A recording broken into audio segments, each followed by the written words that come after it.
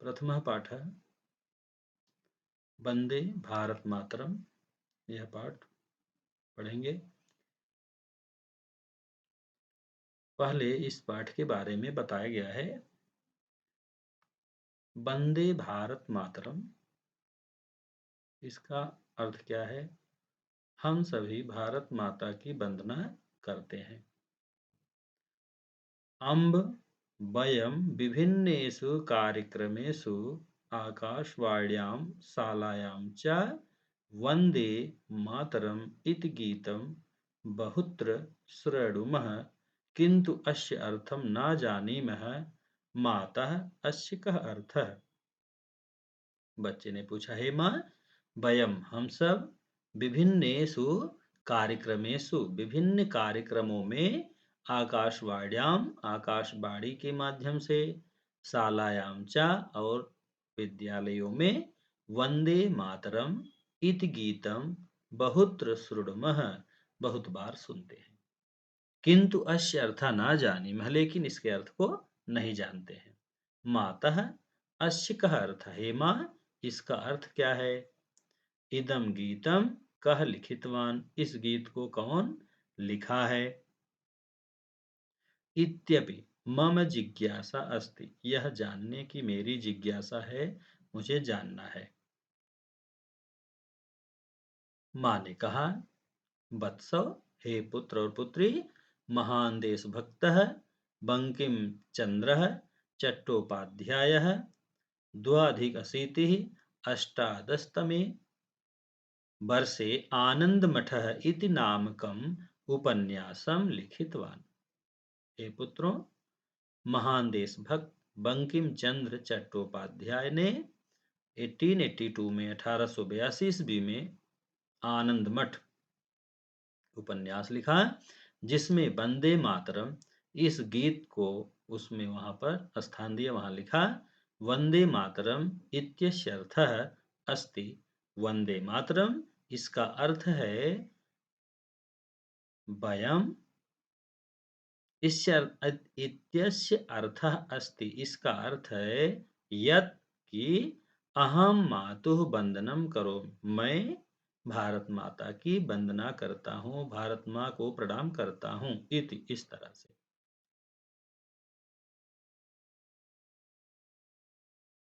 मातः, हे माँ, इदम गीतम कस्यां भाषायाम अस्ति? हे माँ, यह गीत जो है किस भाषा में है?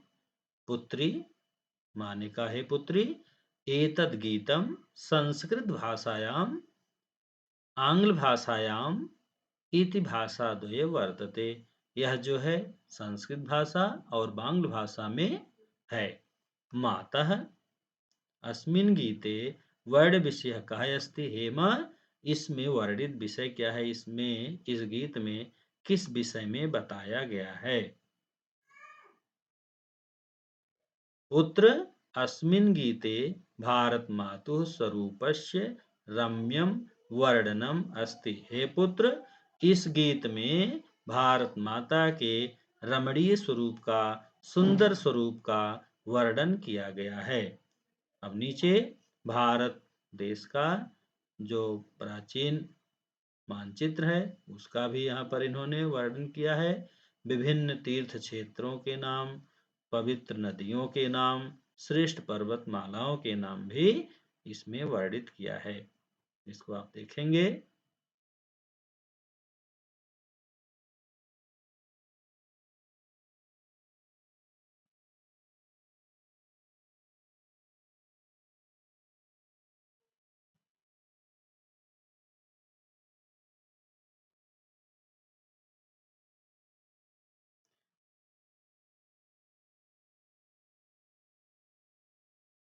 इसके बाद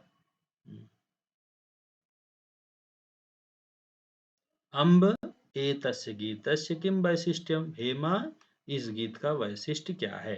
यह बच्चों ने पूछा कि हे माँ, इस गीत का वैशिष्ट्य क्या है, विशेषता क्या है? वंदे मातरम, वंदे मातरम यह गीत, इसका वैशिष्ट्य क्या है?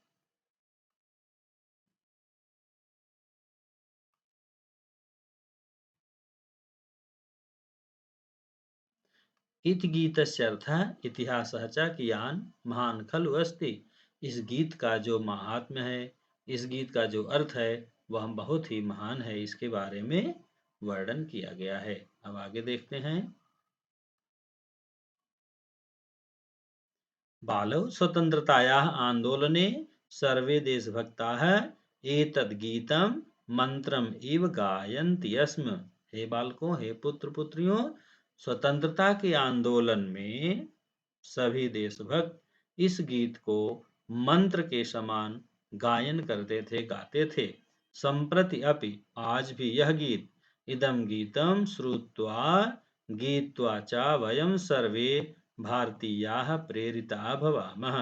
हम सभी इस गीत को जब सुनते हैं तो हम सभी प्रेरित होते हैं, देशभक्ति के प्रति, अपने देश के प्रति प्रेरित होते हैं।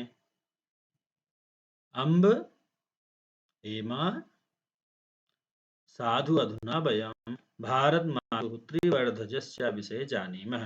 हेमा, आज हम सभी भारत माता के तिरंगे झंडे के बारे में जानते हैं। अम्ब हेमा आवाम अस्माकं राष्ट्रध्वजस्य विषये अपि किंचित ज्ञातुमिच्छामः। हेमा, हम सभी अपने तिरंगे झंडे के बारे में भी जानना चाहते हैं, हमारी इच्छा है। नीचे आपका पहला पैराग्राफ, पहला गद्यांश शुरू होता है पाठ का।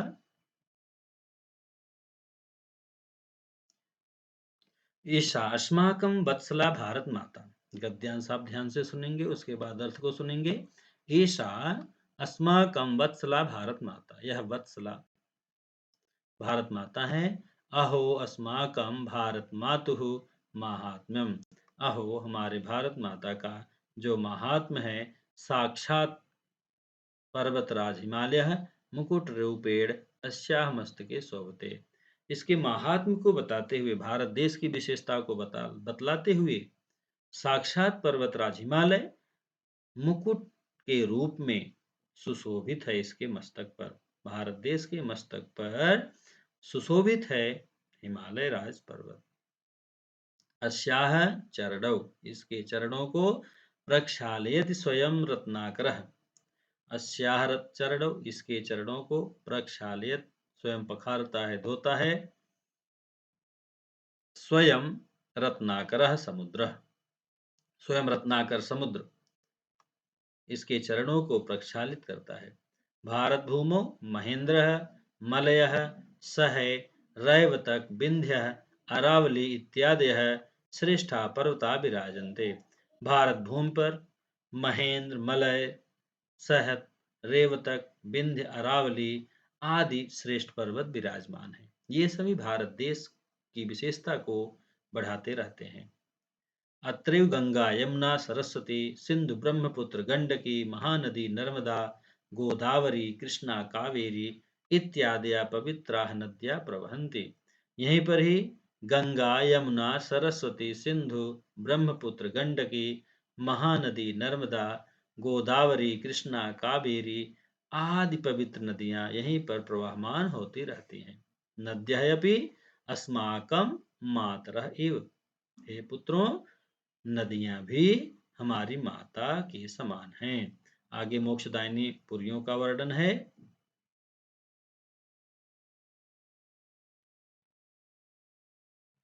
अयोध्या, मथुरा, हरिद्वारम, काशी, कांची, अवंतिका, वैशाली, द्वारिका, पुरी, गया, प्रयागः, पाटलिपुत्रम, विजयनगरम, इंद्रप्रस्थम, सोमनाथः, अमृतसरः इत्यादीनि मंगलानि तीर्थक्षेत्राणि नगराणि च भारतभूमौ एव सुशोभन्ते। यहीं पर ही अयोध्या, मथुरा, हरिद्वार, काशी, कांची, अवंतिका, वैशाली, द्वारिका, पुरी, गया, प्रयाग, पाटलिपुत्र, विजयनगर, इंद्रप्रस्थ, सोमनाथ, अमृतसर आदि मंगलदायक तीर्थ क्षेत्र स्थल इसी धरती पर विद्यमान हैं, सुशोभित हैं। एतेषाम्, इन सभी तीर्थ क्षेत्राणाम धूलिम ललाटे स्थापयितुम विविधेभ्यः प्रदेशेभ्यः असंख्या जना आगच्छन्ति। इन तीर्थ क्षेत्रों की धूल अपने मस्तक पर लगाने के लिए असंख्य लोग अनेक प्रदेशों से आते हैं। आगे आप देखें अगला गद्यांश।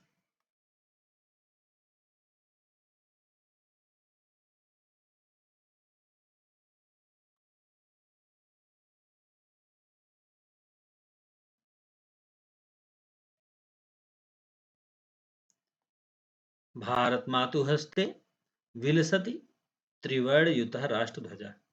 भारत माता के हाथ में यह विलसित होता है या दिखाई देता है हमारा तिरंगा झंडा। अहो अश्य शोभा, अरे इसकी शोभा को देखिए। अहो अश्य शोभा, इसकी शोभा क्या है। अस्मिन् राष्ट्रध्वजे केसर केसरः श्वेतः हरितः च वर्णाः विराजन्ते। अरे इसमें इस राष्ट्रध्वज में केसरिया रंग, सफेद रंग, हरा रंग विराजमान है। वर्णाः वर्णाः रंगाः, इसका सूचक है वर्णाः। ध्वजस्य मध्ये सुंदरम नीलवर्णम चक्रमपि शोभते। ध्वज के मध्य में आप देखें, मध्य में ध्वज के ये मध्य में आपके सफेद रंग नीले नीले रंग का सफेद रंग के मध्य में नीले रंग का एक चक्र भी सुशोभित है। ध्वजे विराजमाना वर्णाः चक्रम च विशिष्टम संदेशम प्रयच्छन्ति। ध्वज में जो विराजमान रंग हैं जैसे केसरिया रंग, सफेद रंग और हरा रंग, ये सभी विशिष्ट संदेश देते हैं। अब वे संदेश क्या हैं आगे देखिए।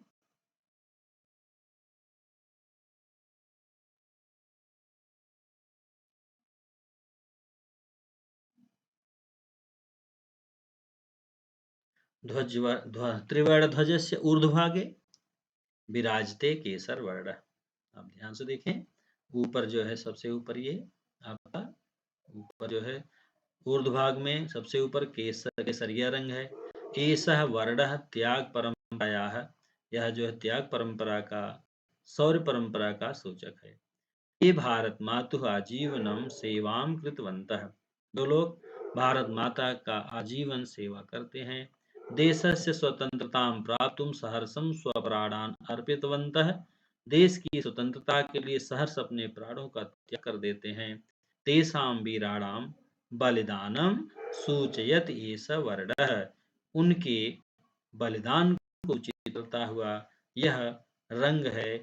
जयतु सैनिकः, ऐसे सैनिकों की जय हो, इसके बारे में बताता है।